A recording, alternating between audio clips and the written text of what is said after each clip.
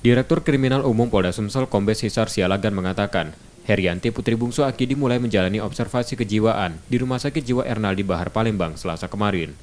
Hal itu dilakukan karena dalam pemeriksaan, penyidik Polda Sumsel mengalami kesulitan mendapat keterangan jelas saat pemeriksaan lanjutan. Hasil observasi tim dokter paling lambat selesai 14 hari.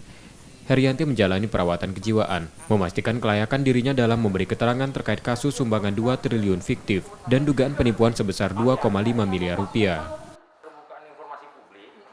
Kita tentunya harus mengetahui kondisi kesehatan jasmani dan rohani dari yang mau kita mintai keterangan, memastikan apakah dia layak dalam memberi keterangan. Makanya diperiksakan observasi kesehatan di rumah sakit. Karena secara jasmani juga beberapa kali kita periksa juga ada hambatan kesehatan. Mungkin itu saja.